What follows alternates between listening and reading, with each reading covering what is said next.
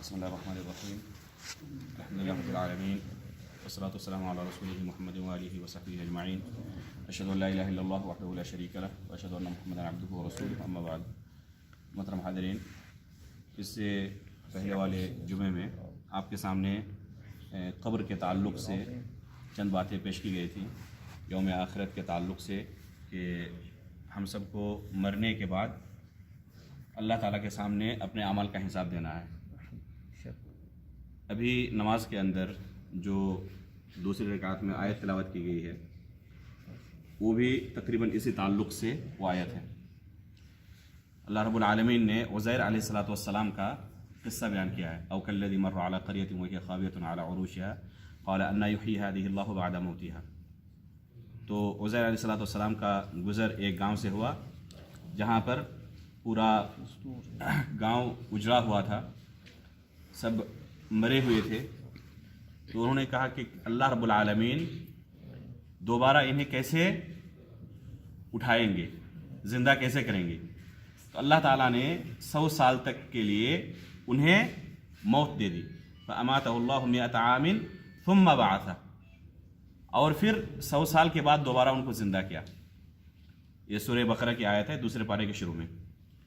اس کے بعد ان کو اللہ رب العالمین سوال کرتے ہیں کم لبثت، تم کتنے دنوں تک موت کی حالت میں رہے.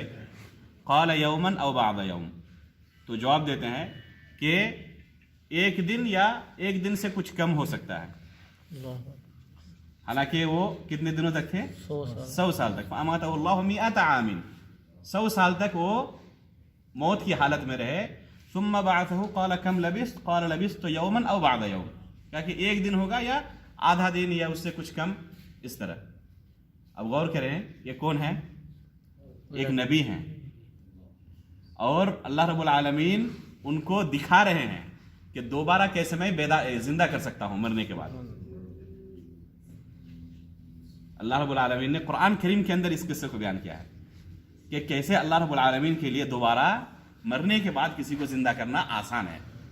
کفار مکہ، سورہ قاف کو آپ پڑھیں، وہ کہتے تھے کہ قاف والقرآن المجید بل عجبوا ان جاءهم منذر منهم فقال الكافرون هذا شيء عجيب اذا متنا وكنا ترابا ذلك رجع بعيد.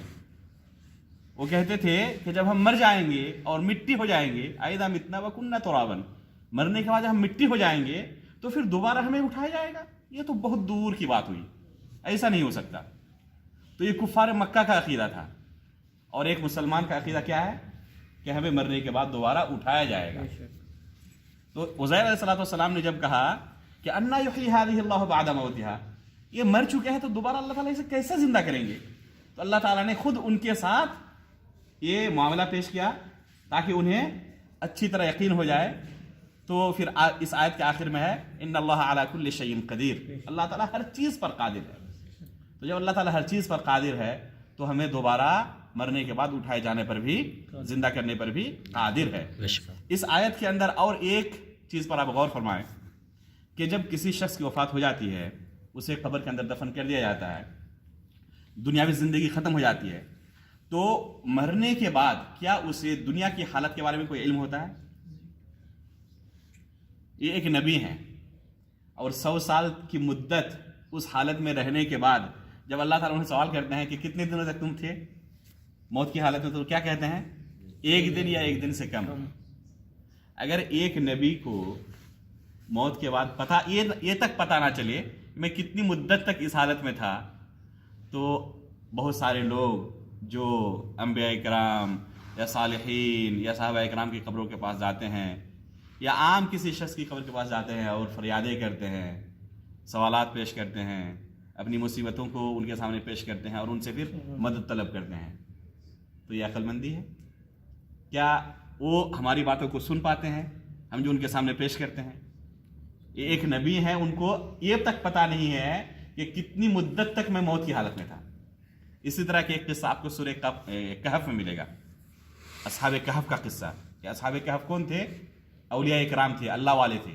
یہ نبی نہیں تھے لیکن بڑے بزرگ بندے تھے جن کو اللہ رب العالمین نے ظالم بادشاہ سے بچانے کے لیے ایک غار کے اندر محفوظ کر دیا تھا اور ان کی حفاظت کی تھی. اس غار کے اندر کتنے دنوں تک تھے وہ؟ فَلَبِثُوا فِي كَهْفِهِمْ 300 سِنِينَ وَازْدَادُوا 9. قرآن کے اندر سورہ کہف پڑھیں آپ پائیں گے اللہ رب العالمین کا ارشاد ہے کہ 309 سال تک اس غار میں رہے نیند کی حالت میں. اس کے بعد جب بیدار ہوتے ہیں تو اپنے ایک ساتھی کو مارکیٹ بھیجتے ہیں، بازار بھیجتے ہیں، آپس میں ایک دوسرے سے سوال کرتے ہیں کہ کتنے دنوں تک تم اس حالت میں تھے؟ لگ رہا ہے کہ کچھ وقت تک ہم سوئے ہوئے تھے. تو ان میں سے آپس میں ایک دوسرے کو جواب دیتے ہوئے کہتے ہیں کہ ایک دن یا ایک دن سے کچھ کم ہو سکتا ہے کہ ہم سوئے ہوئے رہ گئے. حالانکہ کتنے دن تک تھے؟ 309 سال تک. پھر جب اپنے ایک ساتھی کو بھیجتے ہیں کچھ پیسے دے کر بازار سے کچھ خرید کر لاؤ تاکہ کچھ کھائے پئیں، تو وہاں پر جانے کے بعد جب وہ سکہ ان کے سامنے پیش کرتے ہیں تو وہ سکہ دیکھ کر تعجب کرتا ہے کہ یہ تو 300-400 سال پرانا سکہ ہے، یہ آج کے زمانے میں تو سکہ یہ ملا کہاں؟ زمانے میں ہوتا ہے جیسے سکے کے اوپر مہر رہتی ہے بادشاہوں کی، یا تو اس سے پتہ چلتا ہے کہ کتنے سال پرانا سکہ ہے.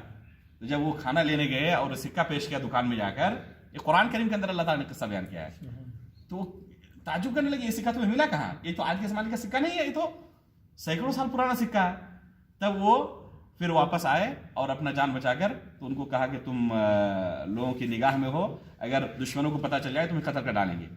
تو خلاصہ کلام کیا ہے کہ ایک نبی کا قصہ اللہ نے بیان فرمایا اور اسی طرح ایک اولیاء کرام کا قصہ بیان فرمایا اللہ تعالیٰ نے، اور 309 سال تک اور یہاں 100 سال تک موت کی حالت میں یا سونے کی حالت میں رہنے کے بعد اتنا تک پتہ نہیں ہے کہ کتنے دنوں تک اس حالت میں تھے. کہتے ہیں کہ ایک دن یا آدھا دن ہو سکتا ہے. تو یہ قصہ اللہ تعالیٰ نے قرآن میں کیوں بیان کیے ہیں؟ تاکہ جو لوگ یہ سمجھتے ہیں کہ مرنے کے بعد بھی ان کو سب کچھ پتہ ہوتا ہے، جیسے بہت سارے لوگ سمجھتے ہیں اور ان کے سامنے جا کر اپنی درخواستیں پیش کرتے ہیں، ان سے مدد طلب کرتے ہیں. یہاں تک کہ آپ جائیں نبی صلی اللہ علیہ وسلم کی قبر کے پاس، کتنے لوگ آپ ایسے پائیں گے جو اپنی درخواستیں لکھ کر پیش کرتے ہیں، سناتے نہیں، بولتے بھی نہیں، وہاں پہ خط ڈال کر آ جاتے ہیں. یہاں تک کہ بہت سارے لوگ اپنے شادی کارڈ کو وہاں پہ ڈال کے آتے ہیں کہ فلاں تاریخ کو میری شادی ہے تو شادی میں آپ کی دعوت رہی. یہ بھی عقیدہ رکھتے ہیں کہ اللہ کے رسول ان کی شادی میں پہنچتے بھی ہیں، کھانا کھا کے بھی آتے ہیں. اللہ المستعان. یہ ہم مسلمانوں کا حال ہے.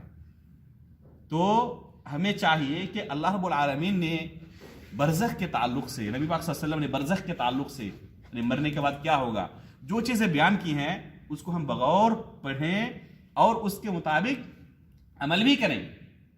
کہ جب ایک نبی کو، ایک ولی کو قبر میں جانے کے بعد دنیا کے بارے میں کچھ پتہ نہیں ہوتا تو کیا ہمیں پتہ ہوگا؟ اور جب ان کے تعلق سے حدیث کے اندر آتا ہے کہ نبی پاک صلی اللہ علیہ وسلم ان کے لیے مغفرت کی دعا کرتے تھے، مغفرت کی دعا کرتے تھے، بلکہ خود نبی صلی اللہ علیہ وسلم نے، آج جیسے جمعہ کا دن ہے، آپ صلی اللہ علیہ وسلم کا ارشاد ہے کہ جمعہ کے دن بکثرت مجھ پر تم درود بھیجا کرو. اللہم صلی علی محمد، اللہم بارک علی محمد، جو درود کا صیغہ ہے جو ہم نماز میں پڑھتے ہیں. تو بکثرت جمعہ کے دن درود بھیجنے کا آپ صلی اللہ علیہ وسلم نے حکم دیا ہے. آپ درود کے الفاظ پر کبھی غور کیے ہیں؟ غور کریں کہ وہ الفاظ کیا ہیں جن کو ہم درود میں پڑھتے ہیں. اللہم صلی علی محمد، اسی طرح کہ اللہم بارک علی محمد. کیا معنی ہے اس کا؟ کہ اللہ محمد صلی اللہ علیہ وسلم پر تو رحمتیں نازل فرما، یا اللہ محمد صلی اللہ علیہ وسلم پر تو برکتیں نازل فرما. ہم آپ صلی اللہ علیہ وسلم کے لیے اللہ سے طلب کرتے ہیں. یہ آپ صلی اللہ علیہ وسلم نے ہمیں سکھایا ہے کہ اس طرح تم مجھ پر درود بھیجنا. یہ اللہ کے رسول صلی اللہ علیہ وسلم کی تعلیم ہے کہ اللہ سے تم طلب کرنا کہ محمد پر اللہ تو رحمتیں برسا، برکتیں نازل فرما. تو جو نبی ہمیں یہ تعلیم دیتا ہو کہ میرے لیے اللہ سے مانگنا، اگر اس نبی کی مخالفت کرتے ہوئے ہم اللہ کو چھوڑ کر اس نبی سے مانگنے لگیں تو کیا اللہ کے رسول صلی اللہ علیہ وسلم کے طریقے پر ہم چل رہے ہیں؟ اس لیے ہمیں اس طریقے کو فالو کرنے کی ضرورت ہے جو اللہ کے رسول صلی اللہ علیہ وسلم نے ہمیں تعلیم دی ہے، جو اللہ رب العالمین نے ہمیں سکھایا ہے. تو مرنے کے بعد قبر کے اندر جب انسان ہوتا ہے تو اس کے بارے میں ہم اتنا ہی کہہ سکتے ہیں جتنا قرآن و حدیث کے اندر واضح ہے. جیسے حدیث کے اندر میں نے اس سے پہلے بھی وہ حدیث پڑھی تھی کہ جب دفن کر کے ہم آ جاتے ہیں کسی مردے کو تو واپسی کے وقت پیر کے چلنے کی آواز، کھٹ کھٹ کی آواز، جوتوں کی آواز وہ میت سنتا ہے. فرشتے آتے ہیں، اسے بیدار کرتے ہیں اور پیر کے کھٹ کھٹ کی آواز کو، چلنے کی آواز کو، واپس آنے کی آواز کو وہ سنتا ہے. تو حدیث کے اندر اتنا بیان آیا ہے کہ اس آواز کو سنتا ہے. اب دوسری چیزوں کے بارے میں وہاں پر بہت سارے لوگ آپس میں بات بھی کرتے رہتے ہیں، کیا اسے سنتا ہے یا نہیں سنتا؟ کیا کہیں گے ہم؟ کہیں گے اللہ عالم، اللہ عالم، اللہ تعالیٰ بہتر جانتے ہیں، کیونکہ اس کے بارے میں اللہ تعالیٰ نے ہمیں خبر نہیں دیا ہے، نبی پاک صلی اللہ علیہ وسلم نے اس کے بارے میں کچھ بیان نہیں کیا ہے، وہ غیب کی چیز ہے، اور غیب کے بارے میں ہم اتنا ہی کہہ سکتے ہیں جتنا ہمیں اللہ کے رسول صلی اللہ علیہ وسلم نے، اللہ رب العالمین نے خبر دیا ہو، اس سے زیادہ ذرہ برابر ہم کہہ نہیں سکتے۔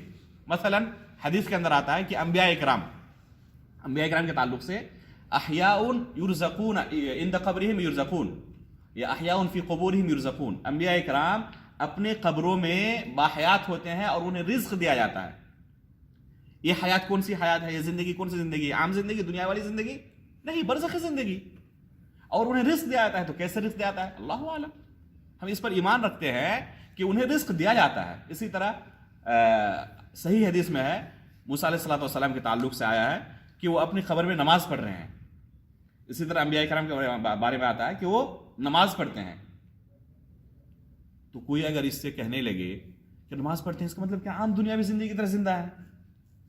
بہت سارے لوگ آتے بھی ہیں قبر رسول کے پاس اور کہتے ہیں کہ یہ حدیث میں تو آیا ہے کہ انبیاء کرام نماز پڑھتے ہیں، تو جو اللہ کے رسول نماز پڑھتے ہیں تو ہم ان سے کچھ بھی طلب کر سکتے ہیں، اس لیے کہ دنیاوی زندگی میں جس طرح نماز پڑھتے ہیں تو قبر کے اندر ہی نماز پڑھ رہے ہیں، اس کا مطلب کہ زندہ ہے۔ ایسے لوگوں سے ہم کہتے ہیں اس وقت کہ نماز کی حالت میں کسی کو ڈسٹرب کرنا صحیح ہے؟ اگر کوئی شخص نماز پڑھ رہا ہو تو اس سے بات کرنا صحیح ہے؟ اسے ڈسٹرب کرنا صحیح ہے؟ تو کہتے ہیں نہیں، صحیح تو نہیں ہے نماز کی حالت میں ڈسٹرب کرنا۔ تو ہم ان سے کہتے ہیں کہ ایک کام کریں، جب نماز ختم ہو جائے گی تو بعد میں آئیں اور بات کر لیں۔ تو کہتے ہیں کہ نماز کب ختم ہوگی؟ کہتے ہیں آپ ہی کو پتہ ہونا چاہیے کہ نماز کب ختم ہوگی، ہمیں تو اللہ کے رسول نے خبر نہیں دیا ہے۔ تو ہم کہنے کا مقصد یہ ہے کہ صرف اتنا کہہ سکتے ہیں جتنا حدیث میں وارد ہے، اس پر ایمان ہے، لیکن اس سے زیادہ کہنا کہ اس کا مطلب کہ اور بھی اس طرح ہوتا ہوگا، اور بھی اس طرح ہوتا ہوگا۔ جیسے اگر کوئی کھانا کھائے، جیسے اللہ کے رسول صلی اللہ علیہ وسلم قضاء حاجت کے لیے آتے تھے، نہیں آتے تھے؟ نبی پاک صلی اللہ علیہ وسلم قضاء حاجت کے لیے آتے، پیشاب پاخانے کی ضرورت پڑتی تھی۔ تو اگر کوئی یہ کہے کہ آپ صلی اللہ علیہ وسلم یا دوسرے انبیاء کرام ان کو رزق دیا جاتا ہے، اس کا مطلب انہیں قضاء حاجت کی ضرورت پڑے گی، پیشاب پاخانے کی ضرورت پڑے گی، تو کیا پڑتی ہے نہیں پڑتی ہے؟ کیا کہیں گے ہم؟ دنیاوی زندگی پر قیاس کرتے ہوئے بھی کہنا چاہیے، ہم کہیں گے اللہ اعلم، اللہ اعلم، اس کے بارے میں ہمیں نہیں کہا گیا ہے۔ اگر کوئی کہے کہ انہیں رزق دیا جاتا ہے تو کیا دیا جاتا ہے؟ گوشت، مچھلی، کیا؟ اللہ اعلم، کچھ نہیں پتا ہمیں، اس کی ہمیں خبر نہیں دی گئی ہے۔ ہم اتنا کہہ سکتے ہیں جتنا قرآن و حدیث کے اندر آیا ہے، اس پر ہمارا کامل ایمان ہے۔ غزوہ بدر کا قصہ یاد کریں، جو کفار قریش کے بڑے بڑے سردار تھے، ابو جہل اور اس جیسے بڑے بڑے دشمنان اسلام، جب ان کو قتل کر کے بدر کے کنویں میں ڈال دیا گیا، قلیب بدر جس کو کہا ہے، صحیح بخاری کی روایت ہے، تو نبی پاک صلی اللہ علیہ وسلم ان کے قبر کے اوپر کھڑے ہوئے اس کنویں کے پاس، اور نام لے لے کر سب کو کہنے لگے کہ جو تم سے وعدہ کیا گیا تھا، پہلے میں تم سے کہتا تھا کہ اگر ایمان نہیں لاؤ گے تو تمہیں یہ سزائیں دی جائیں گی، یہ سزائیں دی جائیں گی مرنے کے بعد، تو تمہیں وہ سزائیں مل گئی نہیں مل گئی؟ اللہ کے رسول ان کو نام لے لے کر کہہ رہے ہیں۔ تو عمر فاروق رضی اللہ تعالیٰ عنہ اللہ کے رسول کو کہتے ہیں، اللہ رسول آپ کن سے بات کر رہے ہیں؟ یہ تو مر چکے، یہ تو سن نہیں پائیں گے۔ عمر فاروق رضی اللہ تعالیٰ عنہ اللہ کے رسول سے کہتے ہیں کہ یہ تو مر چکے، تو سن نہیں پائیں گے، آپ کن سے بات کر رہے ہیں؟ ان کا نام لے لے کر کہہ رہے ہیں۔ تو اللہ کے رسول صلی اللہ علیہ وسلم ان کو جواب دیتے ہیں کہ تم جس طرح میری بات کو سن رہے ہو، تم سے کم نہیں سن رہے ہو، ابھی جس طرح تم میری باتوں کو سن رہے ہو وہ تم سے کم نہیں سن رہے ہیں۔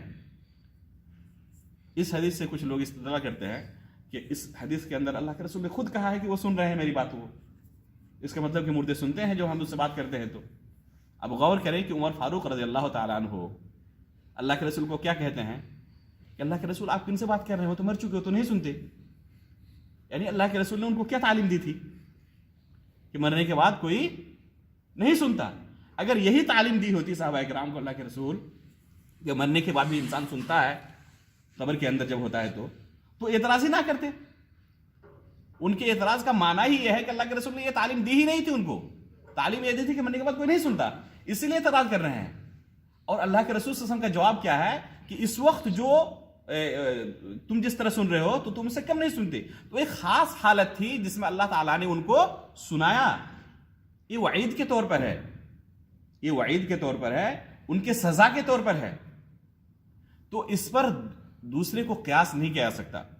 اس لیے قبر کے تعلق سے، برزخی زندگی کے تعلق سے جو کچھ بھی قرآن و حدیث کے اندر آیا ہے اس پر ہمیں کامل ایمان رکھنا چاہیے کہ جو کچھ بیان ہوا ہے وہ سچ ہے، اس میں ذرہ برابر بھی جھوٹ کی کوئی گنجائش نہیں، شک و شبے کی کوئی گنجائش نہیں، اور اس پر قیاس کرتے ہوئے ہم کچھ بھی مزید نہیں کہہ سکتے، اتنا ہی کہہ سکتے ہیں جتنا قرآن حدیث کے اندر آیا ہے۔ آپ قرآن اٹھائیں گے اور سورہ بقرہ کو ایک دم شروع سے پڑھنا، پہلا صفحہ پڑھیں گے، الف لام میم ذالک الکتاب لا ریب فیہ ھدی للمتقین، اس کے بعد کیا ہے؟ الذین یؤمنون بالغیب، الذین یؤمنون بالغیب، ایک مومن کی یہ صفت ہے کہ وہ غیب پر ایمان رکھتا ہے، جو کچھ ہم نے دیکھا نہیں ہے کہ قبر کے اندر کیسا ہوگا، جنت کے اندر کیا ہوگا، جہنم کے اندر کیا ہوگا، مرنے کے بعد کیا ہوگا، یہ غیب کی چیزیں ہیں۔ تو ایک مومن کی صفت ہے کہ غیب پر ایمان رکھتا ہے، اس پر ذرہ برابر شک نہیں کرتا یا اس سے زیادہ نہیں کہتا، جتنا آیا ہے غیب کے تعلق سے قرآن و حدیث کے اندر اس پر پورا ایمان رکھتے ہیں۔ یہ مومن کی صفت ہماری ہونی چاہیے۔ اللہ تعالیٰ سے دعا ہے کہ اللہ تعالیٰ قبر کے عذاب سے ہمیں محفوظ رکھے، نبیین، صدیقین، شہداء و صالحین کے ساتھ ہمارا حشر کرے، ہمارے اعمال کے اندر اللہ تعالیٰ اصلاح عطا فرمائے اور اللہ تعالیٰ اسے قبول فرمائے۔ آمین، تقبل رب العالمین، وصلی اللہ علی نبینا محمد۔